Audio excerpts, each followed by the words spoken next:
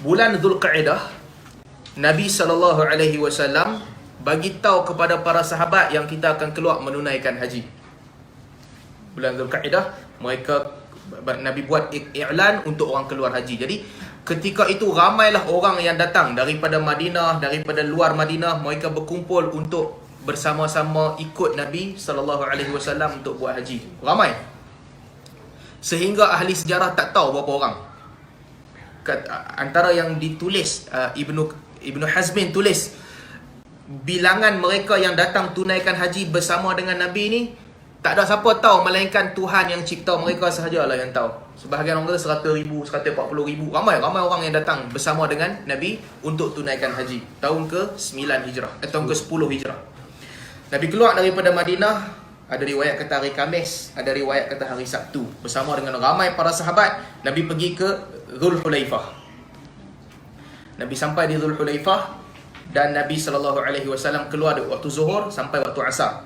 Nabi solat asar, Nabi solat maghrib, Nabi solat isyak, Nabi solat subuh di Zulhulaifah. Zulhulaifah ni tempat yang miqat orang Madinah. Orang panggil Bi'ru Ali. Sebab apa orang panggil Bi'ru Ali? Ada cerita khurafat, Ali pergi bunuh jin kat situ dan tanam dalam telaga. Jadi orang panggil Bi'ru Ali tempat tu. Zulhulaifah. Nabi keluar, Nabi pergi ke Zulhulaifah. Bila sampai di situ, pada malam Nabi sampai di Zulhulaifah, dalam riwayat Muslim disebutkan Nabi SAW bersama dengan kesemua isteri Nabi SAW. Masa tu ada 9, kalau tak silap ya. Ada Aisyah, Hafsah, Saudah, Zainab, Ummu Salamah, Ummu Habibah, Maimunah dengan Juwairiyah, dengan satu lagi siapa? Ummu Salamah, Ummu Habibah dah sebut. Maimunah, Juwairiyah dengan saya tak ingat seorang lagi. Yang penting ketika tu ada 9 isteri Nabi SAW. Nabi bersama dengan kesemua 9 isteri Nabi pada malam ketika Nabi di Zulhulaifah. Apa pentingnya cerita ni? Banyak yang dibahaskan oleh ulama. Satu, sebab Nabi bagi layanan yang adil kepada semua isteri. Sebab lepas tu Nabi berada dalam keadaan ihram lama, 10 hari. Perjalanan tu 9 hari. Miqat Madinah tu lama, 9 hari. Kemudian di Mekah, duduk di Mekah dalam masa 10 hari mereka duduk di Mekah. Jadi sepanjang tempoh ihram tu Nabi tak bersama dengan isteri dalam ihram. Jadi antara yang dibuat oleh Nabi SAW, bagi layanan yang adil kepada semua isteri ketika di Zulhulaifah. Itu satu pengajaran. Yang kedua, menunjukkan yang bersama dengan isteri ni ketika di luar daripada ihram, dia bukan benda yang tak bagus. Bukan benda yang mengurangkan pahala haji ke apa. Kadang-kadang orang pergi haji kan, dia pergi haji dengan isteri, dia tak mau bersama dengan isteri. Ihram dah habis tapi dia tak mau. Sebab dia kata tak bagus, macam tak best. Sebab rasa tak tenteram datang buat ibadat kemudian bersama dengan isteri. Tak betul. Sebab tu para sahabat, nanti kalau kita baca kemudian bila Nabi suruh mereka bertahallul semua sekali, lepas dah habis sa'i, Nabi suruh tahallul, ramai di antara mereka komplain. Mereka kata, ada di antara mereka kata, ya Rasulullah, takkan kami nak bertahallul, nanti kami pergi ke Arafah, hari Arafah dalam keadaan kami bersama dengan isteri. Mereka tak suka. Lalu Nabi marah mereka. Nabi kata, aku yang lebih bertakwa dan lebih takutkan Allah daripada kamu. Kalau aku suruh tahallul, tahallul lah kamu. Kalau aku kata halal, halal lah. Jangan tanya, jangan komplain, jangan duk fikir macam tak best je, macam tak bagus, kurang pahala. Jangan. Aku suruh buat. Sama juga, apa sahaja benda yang Nabi SAW suruh buat, maksudnya benda tu boleh buat, tak kurang. Nabi pergi musafir ketika perang, ataupun ketika Nabi dalam perjalanan nak buka kota Mekah, Nabi pergi jalan musafir. Nabi suruh sahabat buka puasa, mereka tak mau buka puasa. Akhirnya Nabi minum sendiri. Nak nunjukkan yang kalau aku suruh benda tu boleh buat, kamu jangan bantah dan jangan anggap yang tu kurang. Sebab tu ketika solat musafir, ada orang suka solat penuh 4 rakaat. Dalam riwayat disebutkan Aisyah kerap solat penuh.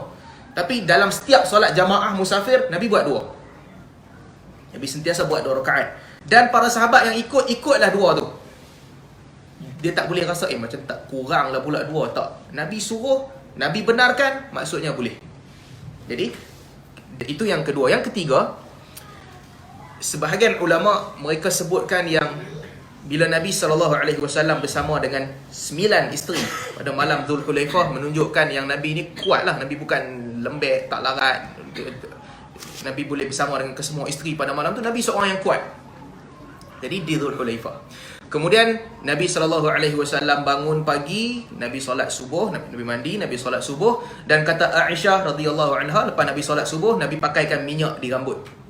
Saya cerita lah manasik haji terus yang senang. Cerita manasik. So Nabi pakaikan minyak. Sebab nak jalan jauh, lama, kalau rambut biar kusut nanti lalat datang. Nabi letak minyak di rambut supaya tak ada lalat yang kacau.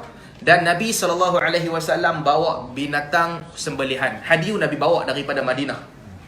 Nabi bawa hadiu, dan antara yang dilakukan apabila hadiu tu untuk umrah, untuk hadiu binatang tu, mereka akan lukakan sedikit badan dia. Jadi darah mengalir, orang tahu. Kegantung kasut di atas kambing tu, orang tahu yang ni untuk dibawa pengorbanan kepada Allah. Nabi buat begitu. Dan kata Aisyah radhiyallahu anha, aku yang pakaikan minyak wangi kepada Nabi SAW, kasturi. Aisyah pakaikan kasturi di badan Nabi SAW. Kemudian Nabi tinggalkan semua pakaian, yang tinggal hanyalah izarain, 2 kain. Kita panggil kain ihram lah, satu kain kat bawah, satu kain kat atas. Itu yang Nabi pakai. Nabi tinggalkan semua pakaian. Jangan tanya pasal hukum lah. Lain kali kita cerita pasal hukum. Ni nak cerita apa yang Nabi buat je. Baik. Nabi pakai minyak wangi, kemudian Nabi pakai 2 kain, satu di atas, satu di bawah, dan Nabi naik qaswa, unta Nabi SAW. Sebelum unta tu jalan, Nabi SAW niat ihram. Sebahagian orang kata untuk qiran, haji dan umrah. Sebahagian orang kata untuk ifrad, haji sahaja. Nabi niat ihram, dan Nabi SAW bergerak dengan unta tu. Dan naik dah. Sebelum jalan, Nabi SAW niat ihram. Dan sahabat dengar Nabi niat ihram. Sahabat dengar. Jadi Nabi jalan, dan juga para sahabat yang beramai-ramai mereka ikut. Ketika tu isteri Abu Bakar beranak. Dan Nabi arahkan dia mandi, siapkan diri dia, niat ihram sama macam orang lain, teruskan perjalanan walaupun dia baru beranak. Bayangkan susahnya. Dia beranak, Nabi tinggalkan, tak apa, beranak, bawalah anak tu, pakai elok-elok, berjalan. Mereka pun bergerak menuju ke Mekah. Jalan ke Mekah dalam keadaan bertalbiyah. 140,000 orang lebih kurang. Mereka semua bertalbiyah. Labbaik Allahumma labbaik, labbaik la syarika lak, labbaik, innal hamda wa ni'mata laka wal mulk la syarika lak. Mereka bertalbiyah jalan menuju ke Mekah. Sampailah masuk ke Mekah. Apabila sampai ke Mekah, 8 ataupun 9 hari bila sampai ke Mekah, benda pertama yang dilakukan oleh Nabi SAW apabila sampai ke Mekah, Nabi pergi ke tawaf. Nabi masuk Kaabah, Nabi tawaf. Talbiyah berhenti apabila nampak Kaabah. Nabi tawaf 7 pusingan. 3 pusingan Nabi SAW lari. 4 pusingan Nabi SAW jalan anak, jalan seperti biasa. Di antara Safa dan Marwah, Nabi SAW bacakan Rabbana atina fid dunya hasanah wa fil akhirati hasanah wa qina adzabannar. Kemudian Nabi lari lagi, Nabi sentuh Rukun Yamani dan Hajarul Aswad. Nabi pusing 7 pusingan. Setelah siap pusingan tu, sebelum tu Nabi sebut kepada para sahabat, khudhu anni manasikakum. Hendaklah kamu ambil daripada aku segala perbuatan manasik kamu. So para sahabat betul-betul tengok apa Nabi buat. Dan Nabi tak buat kuliah manasik macam kita buat. Kita buat kuliah manasik, ingat sampai lupa balik, sampai ingat balik, sampai lupa balik. Sebelum pergi haji, macam-macam kita buat. Sampai haji lupa terus. Nabi tak buat kuliah manasik. Cuma Nabi pesan dekat para sahabat, hampa tengok apa aku buat, hampa buat. Jadi yang duduk dekat dengan Nabi SAW, dengarlah apa Nabi baca. Yang duduk jauh, mereka tak dengar apa Nabi baca. Tapi haji mereka taklah kurang berbanding dengan orang yang baca. Maksudnya, dalam haji, bacaan tak penting. Yang penting perbuatan. Sebab tu Nabi kata, hampa tengok macam mana aku buat, ikut apa aku buat. Nabi baca pelan, orang duduk sebelah dengar, orang duduk jauh tak dengar. Kecuali satu yang Nabi baca kuat, yang semua orang baca kuat, talbiyah. Yang tu semua orang baca benda yang sama. Selain daripada itu, siapa yang dekat dengan Nabi, dia tahulah. Jadi Nabi tawaf 7 pusingan antara Safa dengan Marwah. Rabbana atina fid dunya hasanah wa fil akhirati hasanah wa qina adzabannar. Nabi ulang sampai dekat Hajarul Aswad. Nabi tak baca apa-apa. Para sahabat tak dengar. Nabi diam, Nabi pusing. Sampai kat rukun Yamani, Nabi pegang rukun Yamani, Nabi baca balik Rabbana atina fid dunya hasanah. Nabi sampai Hajarul Aswad, pegang Hajarul Aswad dan Nabi pusing semula. Itu yang para sahabat tengok dan para sahabat nampak. 3 pusingan pertama, Nabi turunkan kain di bawah lengan, ittiba' dan Nabi berlari anak. Sampai dekat rukun Yamani, Nabi jalan. Sampai ke Hajar Aswad, Nabi lari semula. Kemudian Nabi jalan seperti biasa.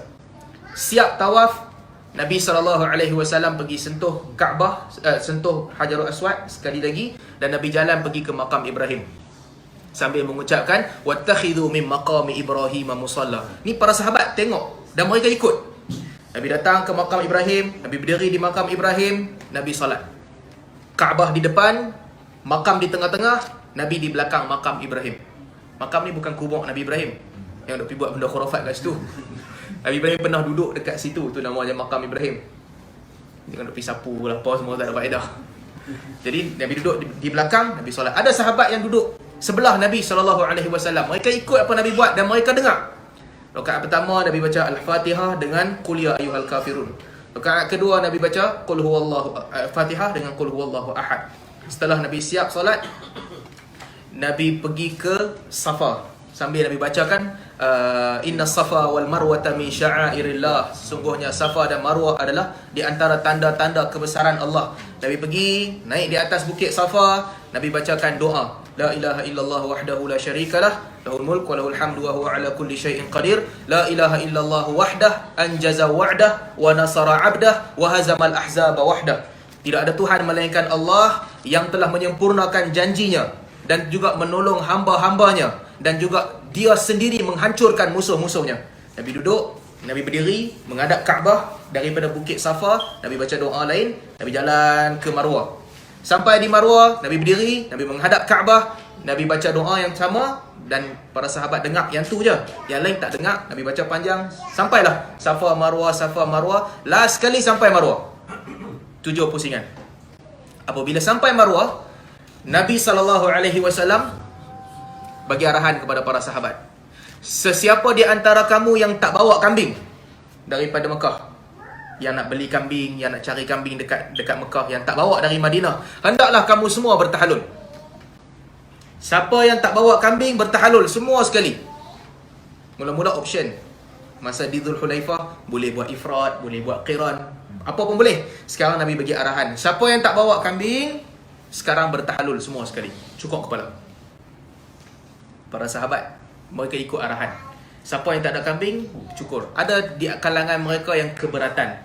Kami nak ihram lama. Nak ibadat ni nak macam lama dalam keadaan ihram, besarlah rahmat Allah. Nabi arahkan mereka tahallul. Dan Nabi SAW sebut, "Law istaqbaltu minal amri mastadbartu." Kalaulah aku tak buat apa yang aku buat, kalaulah aku tak bawa kambing daripada Madinah, aku sendiri pun akan tahallul. Jadi Nabi bagi tahu kepada mereka tahallul semua, melainkan orang yang bawa kambing dari Madinah. Nabi SAW, Abu Bakar, Umar, Talhah, mereka ni semua bawa kambing, mereka tak tahallul. Para sahabat lain yang ramai di kalangan mereka bertahallul. So yang bertahallul ni, mereka balik, mereka boleh buat semua benda lah. Suraqah bin Malik, kalau tak silap saya, dia tanya Nabi SAW, "Ya Rasulullah, muta'atuna li'amina hadha." Wahai Rasulullah, yang kami berseronok ni, kita bagi nama tamattu'. Tamattu' ni maksud dia seronok. Yang kami berseronok ni, apa maksud berseronok? Seronok lah, ihram pendek ya. Lepas dah habis tahallul, tak payah ihram dah, lepas sa'i. Dia tanya, "Ya Rasulullah, yang kami berseronok ni tahun ni saja ke tiap-tiap tahun?" Nabi kata, setiap tahun macam ni. Setiap tahun macam ni. Kamu boleh mut'ah, kamu boleh tamattu', kamu boleh buat umrah dan haji yang senang untuk kamu. Nabi sebut begitu. Dan selepas itu Nabi SAW pergi di kemah tempat tidur. Kemah Nabi di apa nama tempat tu? Hujun nama tempat tu. Hujun ni kalau tuan-tuan, dia dekat utara Mekah, dalam 7 km daripada Mekah lebih kurang. Jarak dia sama macam Ajiat. Tapi Ajyad di bawah, di selatan, dia di utara. Dekatlah 7-8 kilometer daripada haram. Kata Ibnu Abbas, sekali ya Nabi tawaf. Kemudian sampai hari Arafah, ada 4-5 hari Nabi duduk di Hajun, Nabi tak pergi ke Masjid Haram langsung. Nabi tak pergi langsung. Menunjukkan yang bolehlah solat di mana-mana di Mekah. Nak duduk di asrama kalau orang Malaysia, boleh-boleh, tak ada masalah. Tidaklah menjadi kemestian nak pergi Masjid Haram untuk setiap kali solat. Kalau pergi, lebih baguslah solat di Masjid Haram. Kalau nak tawaf sunat, lebih bagus. Tapi Nabi nak tunjukkan kelonggaran. Kata Ibnu Abbas, sekali pun Nabi tak tawaf dah. Dan Nabi tak mai pun Masjid Haram, Nabi tak solat di situ. Nabi solat di Hajun. Sampailah pada tanggal 8 Zulhijjah. 8 Zulhijjah, pagi selepas solat subuh, pada waktu pagi, Nabi SAW bergerak ke Mina dengan para sahabat. Lalu Nabi SAW perintahkan, siapa di antara kamu yang telah bertahalul, sekarang kamu niat ihram semula di tempat penempatan mereka, dan mereka bergerak ke Mina. Mereka duduk di Mina, mereka solat Zuhur, Asar, Maghrib, Isyak di Mina. Jadi lamalah mereka duduk di Mina sampailah pagi esok tanggal 9 Zulhijjah. 9 Zulhijjah Nabi solat subuh di Mina. Dalam riwayat disebutkan Nabi solat semua qasar. Sepanjang jalan ni semuanya qasar. 9 Zulhijjah selepas solat subuh, Nabi arahkan para sahabat buat satu tempat rehat, ada bumbung untuk Nabi di Arafah, supaya nanti Nabi SAW boleh pergi ke Arafah. Nabi suruh sahabat buat, Nabi tunggu. Dan kemudian Nabi solat Zuhur di Mina, Nabi solat subuh di Mina. Lepas subuh, siang apabila telah cerah, Nabi bergerak ke Arafah tanggal 9. Sampai di Arafah, Nabi tunggu di Arafah. Nabi duduk je, tak buat apa. Nabi tunggu sampailah ketika matahari betul-betul di atas kepala. Kemudian masuk waktu zuhur, zawal. Sedikit masuk waktu zuhur, Nabi keluar daripada kemah Nabi SAW. Nabi pergi di tengah-tengah Arafah, di tempat yang orang boleh nampak dari mana-mana pun. Di atas Qaswa, Nabi SAW bacakan khutbah. Ada beberapa orang ketika tu Nabi baca, orang lain kuatkan suara. Sebab ramai, kuatkan suara supaya ramai orang dengar. Dan khutbah ni lah yang famous lah, yang orang selalu tulis, orang selalu gantung dan sebagainya. Ini peringatan Nabi ketika haji. Antara yang Nabi SAW sebut, hendak bertakwa, hendaklah taat kepada Allah, tinggalkan semua perkara-perkara jahiliyah, jangan bunuh orang, jangan ambil harta orang, jangan ambil maruah orang, tinggalkan riba jahiliyah. Dan Nabi pesan, apabila Nabi kata, selepas ini tak ada lagi perperangan atas nama jahiliyah. Tak boleh perang dah, tak boleh bunuh atas nama keluarga dan sebagainya. Nabi kata, darah pertama yang halal, settle, jangan cari dah darah ni, adalah darah kepada Rabi'ah ibn al-Harith ibn Abdul Muttalib, sepupu Nabi SAW. Budaya jahiliah saya dah cerita dulu. Kalau mereka berdendam, mereka akan dendam dan try untuk bunuh orang tu sampai mereka jumpa. Kalau dia start dendam, dan dia takkan tinggalkan dendam dia tu sampai terlunas dia punya kemarahan. Nabi kata, pada hari ini segala urusan jahiliah berada di bawah kaki aku. Dan Nabi kata, darah pertama yang selesai adalah darah Rabi'ah ibn al-Harith ibn Abdul Muttalib. Dia takkan tuntut dah, dan kamu juga takkan tuntut dah. Maksudnya, nak mula buat satu benda, nak mula buang kemungkaran yang duduk dalam keluarga sendiri dulu. Itu yang Nabi buat. Rabi'ah ibn al-Harith, anak dia orang bunuh, anak dia kecil, dan mereka berdendam, mereka nak cari siapa yang bunuh anak dia tu. Nabi kata, darah ini telah dihalalkan dan tak ada siapa boleh cari. Dan Nabi kata, pada hari ini riba telah diharamkan.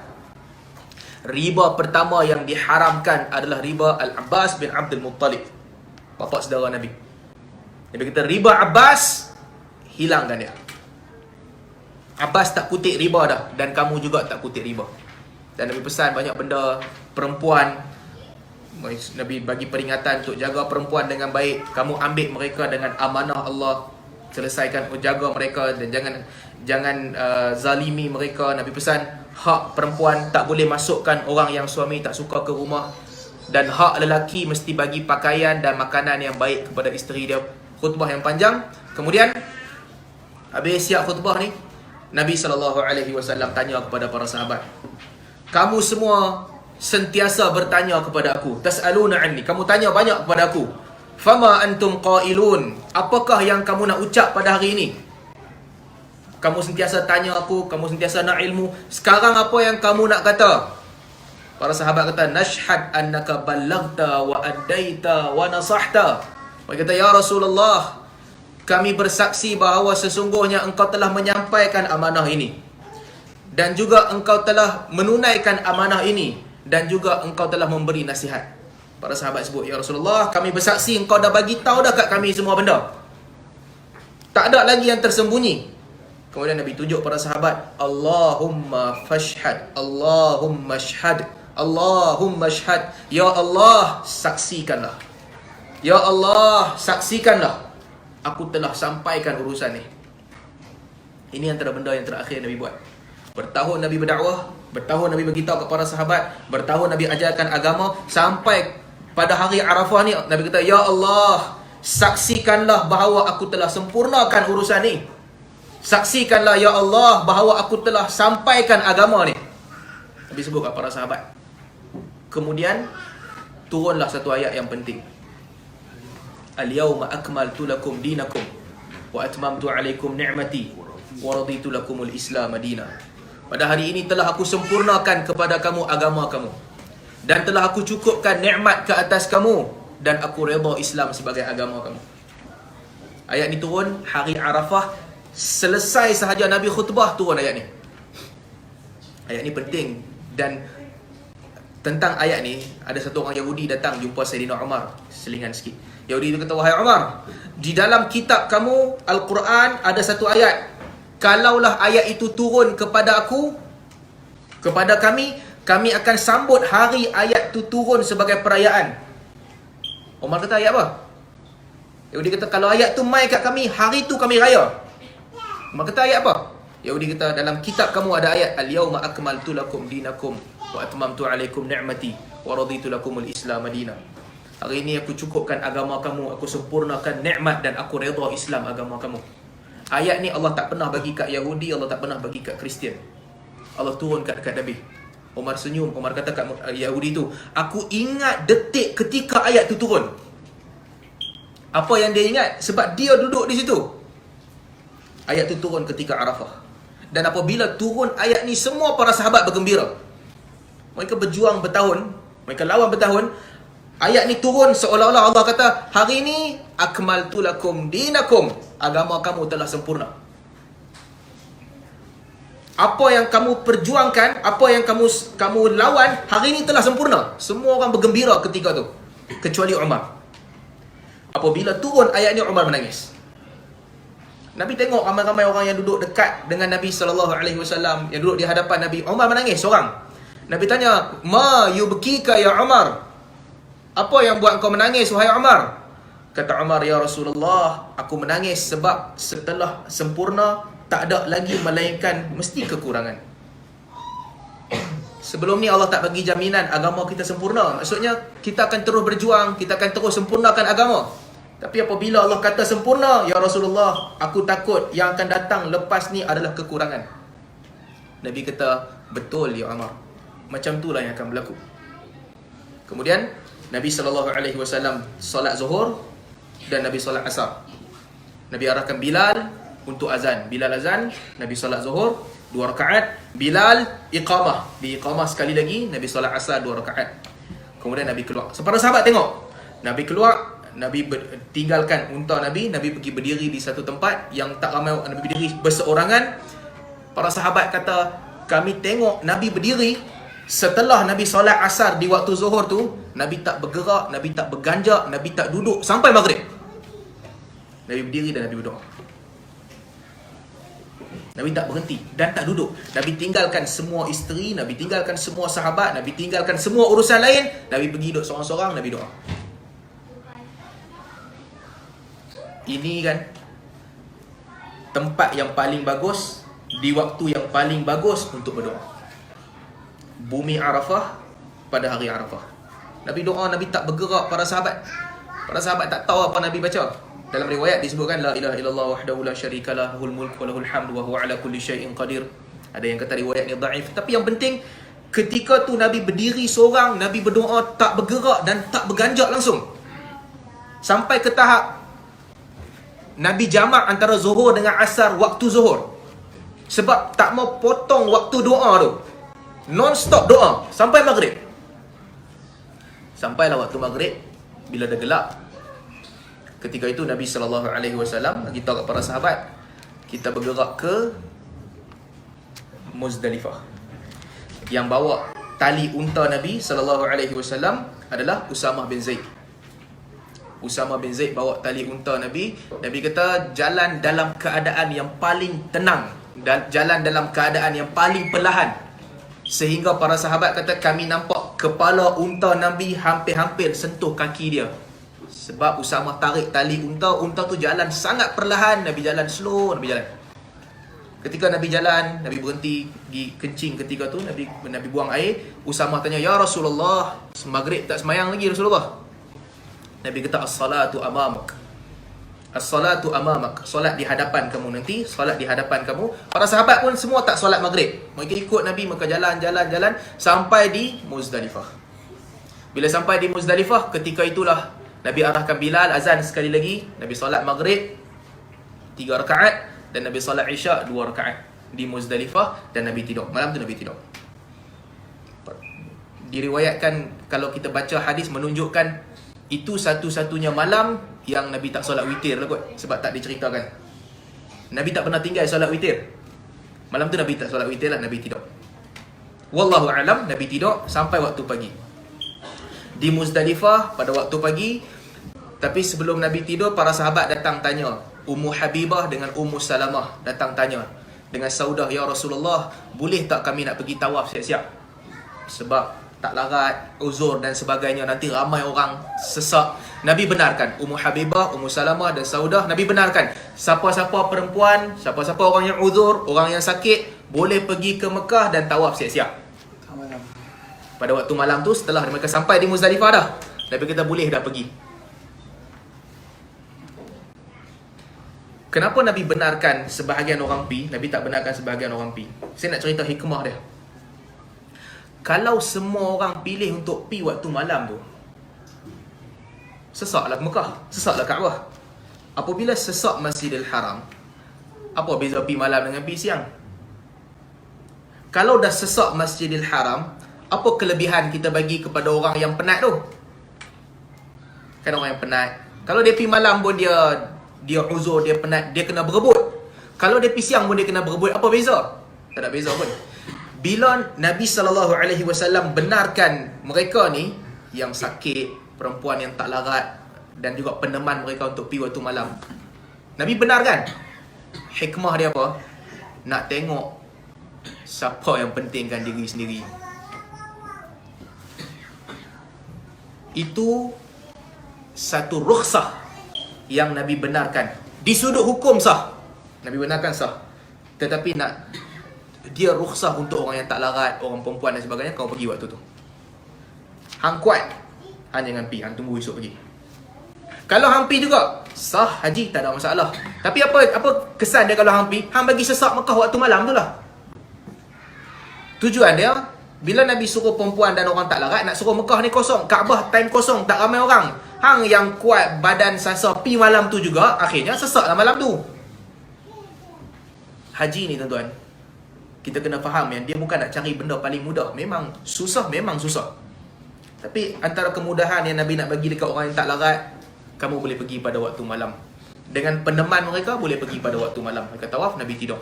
Sampailah Nabi bangun pagi. Apabila Nabi bangun pagi, di Muzdalifah, Nabi solat subuh.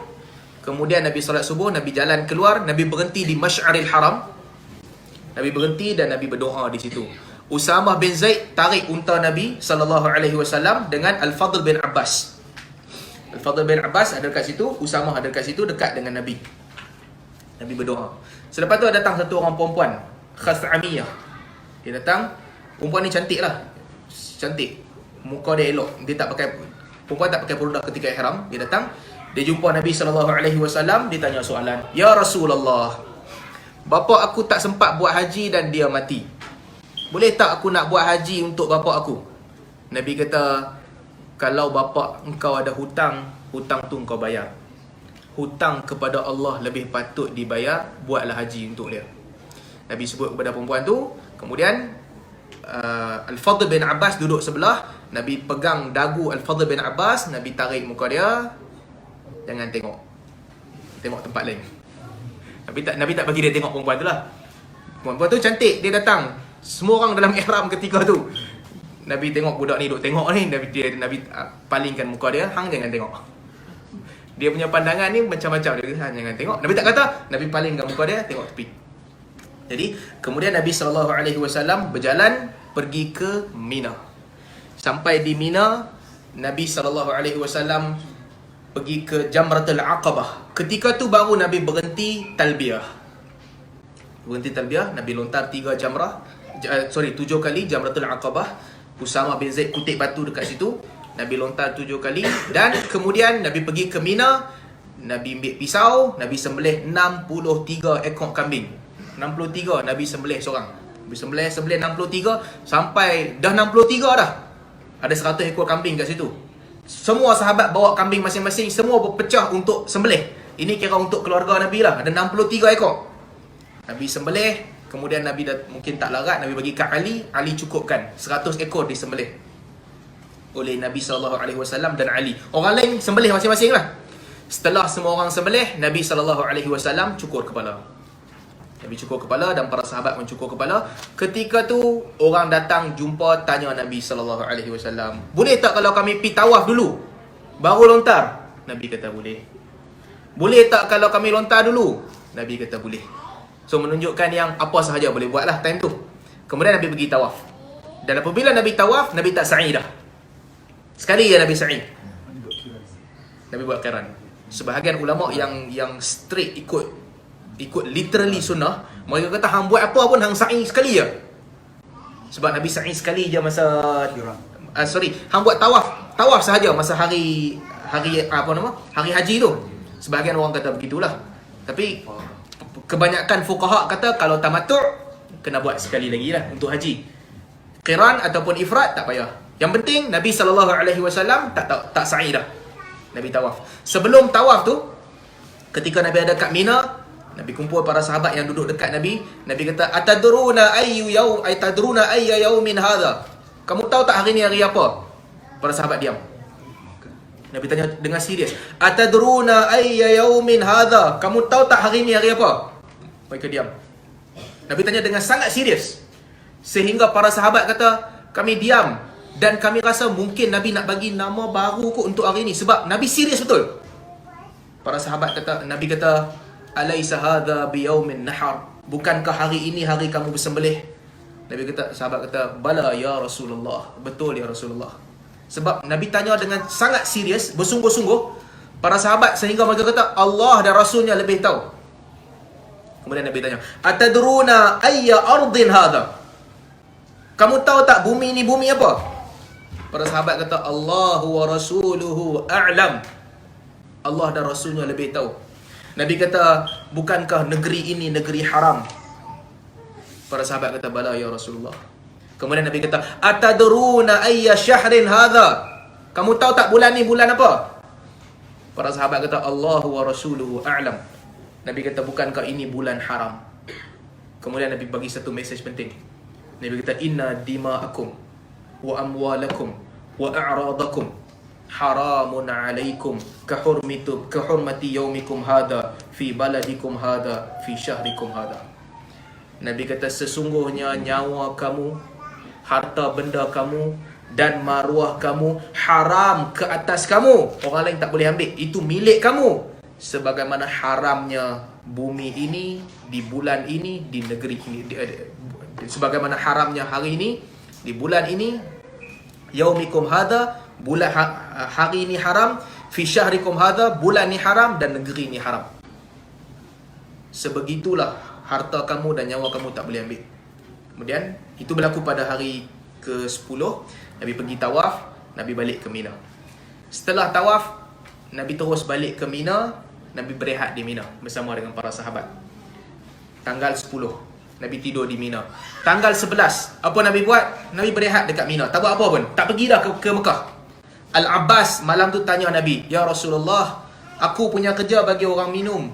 Boleh tak aku balik siapkan minuman untuk jemaah haji?" Nabi kata, "Abbas, boleh balik." Pengembala unta. Sekali kalau kami duduk dekat Mina, unta kami tak makan. Nabi kata pengembala unta boleh balik. Orang lain duduk Mina. Buat apa? Tak buat apa pun lah. Duduk rehat dah. Duduk di Mina. Kemudian Nabi pergi ke Jamrah. Pada waktu tengah panas, matahari atas kepala, Nabi pergi ke Jamrah, Nabi tunggu. Nabi tunggu di Jamrah sampailah zawal, masuk waktu zuhur, matahari tergelincir sikit. Ketika tu Nabi lontar Jamrah yang pertama. Nabi lontar, kemudian Nabi berdiri menghadap Mekah, Nabi doa dengan doa yang panjang.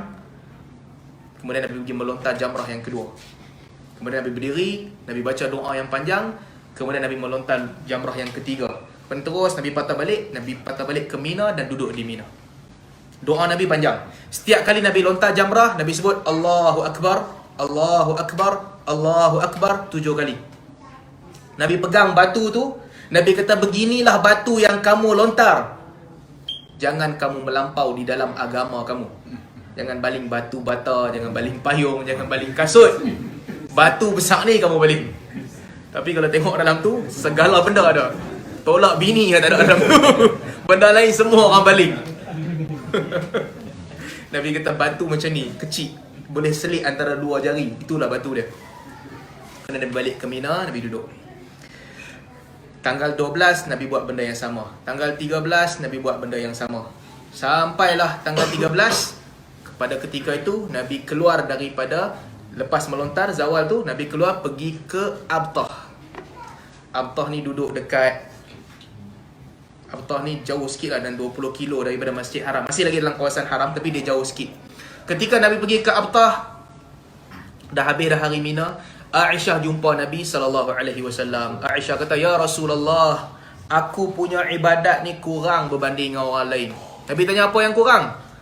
Aisyah kata, "Isteri Nabi yang lain, semua mereka buat haji dan buat umrah. Mereka semua tawaf 2 kali.